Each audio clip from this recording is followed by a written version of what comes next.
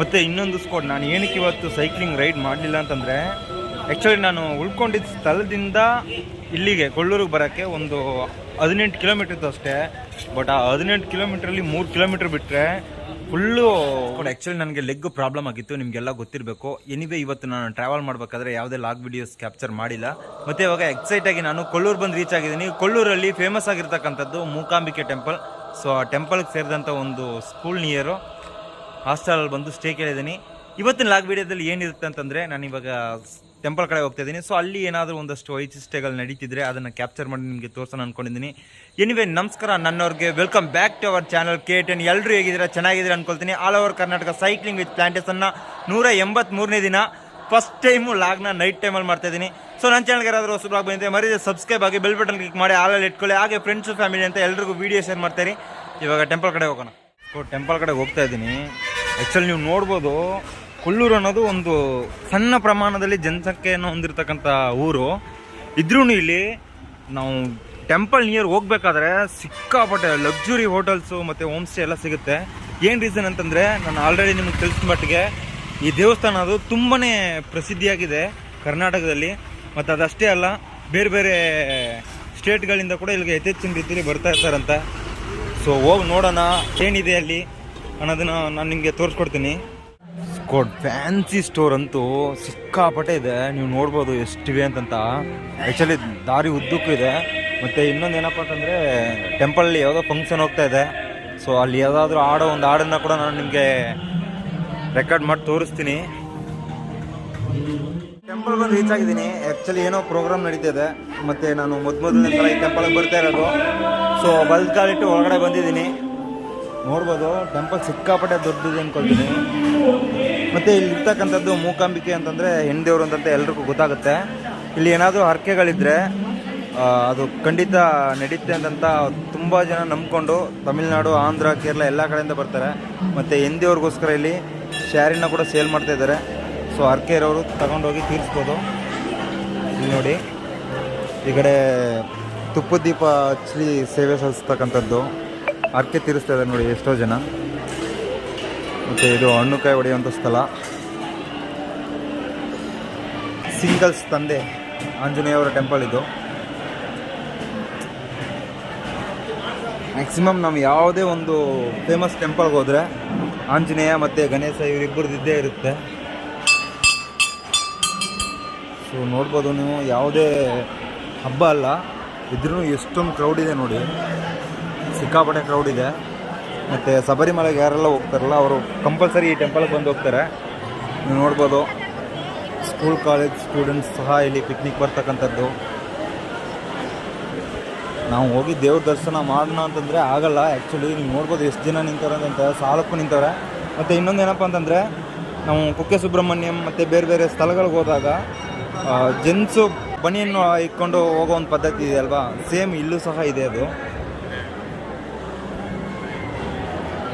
Temple ಅಂತೂ ಸಿಕ್ಕಾಪಟ್ಟೆ develop ಮಾಡೋರೆ. ಇದನ್ನು ನೋಡಿ ಆ್ಯಕ್ಚುಲಿ ಹೆಂಗಿದೆ ಅಂತಂತ. ಇಲ್ಲ ಫುಲ್ಲು ತಾಮ್ರದಲ್ಲಿ ಮಾಡಿರ್ತಕ್ಕಂಥದ್ದು ಅಂದ್ಕೊಳ್ತೀನಿ.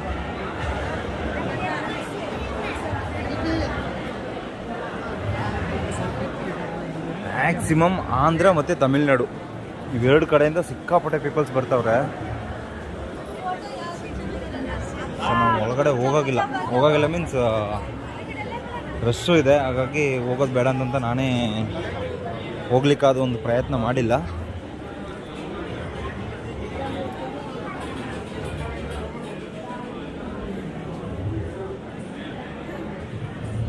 ಬಟ್ ಏನಂತಂದರೆ ನಾವು ದೇವ್ರು ನೋಡ್ಲಿಕ್ಕೆ ಬರಬೇಕಾದ್ರೂ ಅಮೌಂಟ್ ಅನ್ನೋದನ್ನು ಕೊಡೋ ಒಂದು ಪದ್ಧತಿ ಇವಾಗ ಭಾರತದಲ್ಲಿ ಆಗಿಬಿಟ್ಟಿದೆ. ಟೆಂಪಲ್ ಅಂತೂ ನೋಡಲಿಕ್ಕೆ ನಿಜಕ್ಕೂ ಆಸಮಾಗಿದೆ. ಯಾವುದೋ ಜಾತ್ರೆ ಇರಬೇಕು ಅಂದ್ಕೊಳ್ತೀನಿ. ಸೊ ಹಾಗಾಗಿ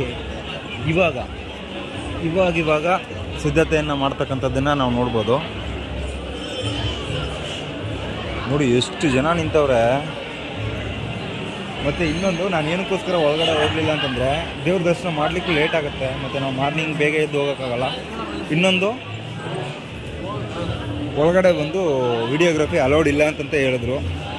ಸೊ ಹಾಗಾಗಿ 2 ಕಡೆನೂ ಡ್ಯಾಸ್ ಆಯಿತು. ಅದಕ್ಕೋಸ್ಕರ ಸರ್ ಹೋಗದೆ ಇದ್ದರೆ ಏನಾಗುತ್ತೆ ಬಿಡು ಅಂತಂತ ಮತ್ತು ನಮ್ಮ ಫ್ಯಾಮಿಲಿ ಜೊತೆ ಬರಬೇಕಾದ್ರೆ ಬಂದು ನೋಡ್ಕೊಳ್ಳೋಣ ಅಂತಂತ ಬಿಟ್ಟಿದ್ದೀನಿ.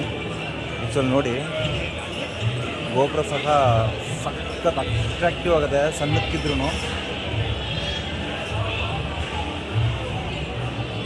ಮ್ಯಾಕ್ಸಿಮಮ್ ಇಲ್ಲಿ ಕೇರಳ ಪೀಪಲ್ಸು ತುಂಬ ಬರ್ತಾರೆ. ನಾನು ಹೇಳ್ದೆ ಅಲ್ವಾ ಆಂಧ್ರ ಮತ್ತು ತಮಿಳ್ನಾಡು ಅಂತಂತ, ಅವ್ರನ್ನ ಬಿಟ್ಟರೆ ಕೇರಳದವರು ಸಿಕ್ಕಾಪಟ್ಟೆ ಬರ್ತಾರೆ. ನೋಡ್ಬೋದು ಎಷ್ಟೋ ಜನ ಅವರೇ ಕುಂತಿರ್ತಕ್ಕಂಥದ್ದನ್ನು.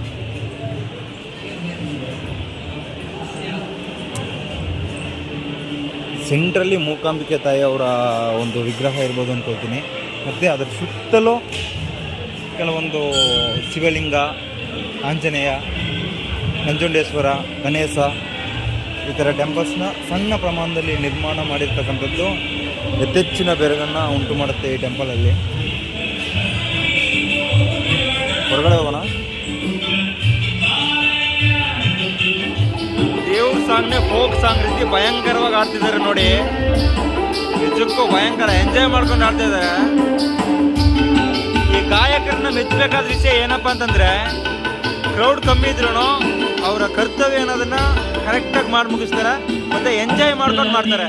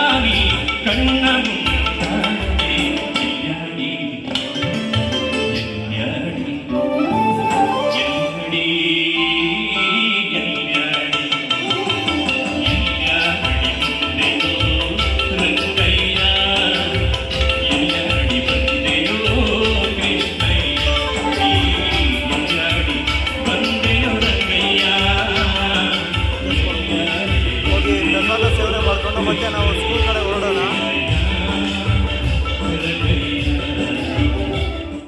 ಊಟ ಎಲ್ಲ ಮುಗಿಸಿ ಮತ್ತೆ ಇವಾಗ ಸ್ಕೂಲ್ ಕಡೆ ಹೊರಟಿದ್ದೀನಿ. ಇಲ್ಲಿಂದ ಒಂದು 2 ಕಿಲೋಮೀಟ್ರ್ ಬರ್ಬೋದು. 2 ಕಿಲೋಮೀಟ್ರ್ ನಡ್ಕೊಂಡೇ ಹೋಗ್ಬೇಕು. ಮತ್ತು ನಿನ್ನೆ ನನಗೆ ಕಾಲು ನೋವಾಗಿತ್ತು ಅಂತಂದು ಹೇಳಿದ್ನಲ್ಲ, ಆ್ಯಕ್ಚುಲಿ ನೈಟು ವಿಕ್ಸ್ ಏನಿದೆಯಲ್ಲ ಅದನ್ನು ಹಾಕಿ ಸ್ವಲ್ಪ ಮಸಾಜ್ ಮಾಡಿದ್ದೆ. ಸೊ ಪರವಾಗಿಲ್ಲ, ಮಾರ್ನಿಂಗ್ ಆಗೋ ಅಷ್ಟರಲ್ಲೇ ಸ್ವಲ್ಪ ನೋವು ಕಡಿಮೆ ಆಗಿತ್ತು. ಮತ್ತು ಇವತ್ತು ಏನು ಸೈಕ್ಲಿಂಗ್ ಅಷ್ಟು ಮಾಡಿಲ್ಲ. ಆ್ಯಕ್ಚುಲಿ 18 ಕಿಲೋಮೀಟ್ರ್ ಡಿಸ್ಟೆನ್ಸಲ್ಲಿ ಒಂದು 3 ಕಿಲೋಮೀಟ್ರ್ ಸೈಕ್ಲಿಂಗ್ ಮಾಡಿದ್ದೀನಿ. ಮಿಕ್ಕದ್ದೆಲ್ಲ ತಳ್ಕೊಂಡೇ ಬಂದಿದ್ದೀನಿ. ಲೈಫಲ್ಲಿ ಮೇಡಲ್ ತಳ್ಳಿರೋದು ನೋಡಿದ್ದೀನಿ, ಬಟ್ ಇಲ್ಜಾರಲ್ಲಿ ಒಂದು 15 ಕಿಲೋಮೀಟ್ರ್ ಸೈಕಲ್ ತಳ್ಕೊಂಡು ಬಂದಿರೋದು ನಾನು ಒಬ್ಬನೇ ಇರೋದು ಅಂದ್ಕೊಳ್ತೀನಿ. ಮತ್ತು ಇಲ್ಲಿ ಸಹ ಅಂದರೆ ನಾನು ಏನು ಪ್ಲೇಸ್ ಎಕ್ಸೈಟ್ ಆಗಿದ್ದೀನೋ ಇಲ್ಲಿ ಸಹ ಬಂದು ಬ್ರೇಕ್ ಶೋ ಅನ್ನೋದು ಸಿಗ್ತಾ ಇಲ್ಲ, ಮತ್ತು ಸೈಕಲ್ ಸ್ಯಾಪ್ ಕೂಡ ಇಲ್ಲ. ಮತ್ತು ಇನ್ನೊಂದು ಸ್ಕೋಡ್, ನಾನು ಏನಕ್ಕೆ ಇವತ್ತು ಸೈಕ್ಲಿಂಗ್ ರೈಡ್ ಮಾಡಲಿಲ್ಲ ಅಂತಂದರೆ, ಆ್ಯಕ್ಚುಲಿ ನಾನು ಉಳ್ಕೊಂಡಿದ್ದ ಸ್ಥಳದಿಂದ ಇಲ್ಲಿಗೆ ಕೊಳ್ಳೂರಿಗೆ ಬರೋಕ್ಕೆ ಒಂದು 18 ಕಿಲೋಮೀಟ್ರ್ ಇತ್ತು ಅಷ್ಟೇ. ಬಟ್ ಆ 18 ಕಿಲೋಮೀಟ್ರಲ್ಲಿ 3 ಕಿಲೋಮೀಟ್ರ್ ಬಿಟ್ಟರೆ ಫುಲ್ಲು ಉಳಿದಿದ್ದು ಒಂದು 15 ಕಿಲೋಮೀಟ್ರು ಡೀಪ್ ಇಲ್ಜಾರು. ಸೊ ಹಾಗಾಗಿ ಅಲ್ಲಿ ಸೈಕ್ಲಿಂಗ್ ಮಾಡೋಕ್ಕಾಗಲಿಲ್ಲ. ಮಧ್ಯೆ ಆಗಲೂ ಸ್ವಲ್ಪ ಮಾಡೋಣ ಅಂತಂತ ಟ್ರೈ ಮಾಡಿ ನಮ್ಮದು ಜಾಕಿದು ಬ್ರೇಕ್ ವೈರ್ ಏನಿದೆಯಲ್ಲ ಅದೆಲ್ಲ ಉಜ್ಜೋಗ್ಬಿಟ್ಟಿತ್ತು. ಸೊ ಅದಷ್ಟೇ ಅಲ್ಲ, ಒಂದು ಸ್ವಲ್ಪ ಜಸ್ಟ್ ಮಿಸ್ ಆಗಿದೆ, ಆಕ್ಸಿಡೆಂಟ್ ಆಗ್ತಿತ್ತು. ಅಲ್ಲಿ ತನಕ ಹೋಗ್ಬಿಟ್ಟಿದೆ. ಆ್ಯಕ್ಚುಲಿ ನನ್ನ ಶೂ ಎಷ್ಟು ಕಾಲು ಕೊಟ್ಟು ಅದನ್ನು ತಡೆದಿರ್ತಕ್ಕಂಥದ್ದು ಅಂದರೆ ನಿಲ್ಲಿಸಿರ್ತಕ್ಕಂಥದ್ದು ಜಾಕಿನ ಹಾಕ್ತೀನಿ ನೋಡಿಬೇಕಾದ್ರೆ ಅದನ್ನು ಫೋಟೋನ. ಸ್ಕೋಡ್ ಫೈನಲಿ ಹಾಸ್ಟೆಲ್ ಬಂದು ರೀಚ್ ಆಗಿದ್ದೀನಿ. ಆ್ಯಕ್ಚುಲಿ ಇನ್ನೂ ಟೆಂಟ್ ಪಿಚ್ ಮಾಡಿಲ್ಲ. ಆ ಕಡೆ ಸಿಕ್ಕಾಪಟ್ಟೆ ಕತ್ಲಿದೆ ನೋಡಿ. ಸೊ ನಡುಗ್ರೌಂಡಲ್ಲಿ ಹೋಗಿ ಟೆಂಟ್ ಪಿಚ್ ಮಾಡಬೇಕು. ಅಲ್ಲೊಂದು ಸ್ಟೇಜ್ ಇದೆ ಅಲ್ಲಿ. ಇವತ್ತು ನನಗೆ ಲಾಗ್ ಮಾಡೋ ಇಂಟೆನ್ಷನೇ ಇರಲಿಲ್ಲ. ಇದ್ರೂ ಏನಪ್ಪ ಅಂತಂದರೆ ಲಾಸ್ಟ್ ಫ್ಯೂ ಡೇಸಿಂದ ನನ್ನ ಫ್ಯಾಮಿಲಿ ಮೆಂಬರ್ಸ್ಗೋಸ್ಕರ ಡೈಲಿ ಮಧ್ಯಾಹ್ನ 12 ಗಂಟೆಗೆ ವೀಡಿಯೋ ಮಾಡಬೇಕು ಅಂತಂತ ಡಿಸೈಡ್ ಹಾಕ್ಕೊಂಡಿದ್ದೀನಿ. ಸೊ ಹಾಗಾಗಿ ಇವತ್ತೇನಾದರೂ ವೀಡಿಯೋ ಮಾಡಲೇಬೇಕು ಅಂತಂತ ಒಂದು ನಿರ್ಧಾರ ತಗೊಂಡು ಟೆಂಪಲ್ ವಿಸಿಟ್ ಮಾಡೋಣ ಅನ್ಕೊಂಡು ಹೋದೆ. ಆ್ಯಕ್ಚುಲಿ ನಾನು ಟೆಂಪಲ್ಗಾದರೂ ಹೋದರೆ ರೆಸ್ಟ್ ಮಾಡೋಕೆ ನೋಡ್ತಿದ್ದೆ, ಬಟ್ ಇವತ್ತು ತಾಯಿ ಆಶೀರ್ವಾದ ಹೋಗಿ ವಿಸಿಟ್ ಮಾಡ್ಕೊಂಡು ಸ್ವಲ್ಪ ಆಶೀರ್ವಾದ ಪಡ್ಕೊಂಡು ಬಂದಿದ್ದೀನಿ. ಹಾಗೆ ನಿಮಗೂ ಸಹ ತೋರಿಸಿದ್ದೀನಿ.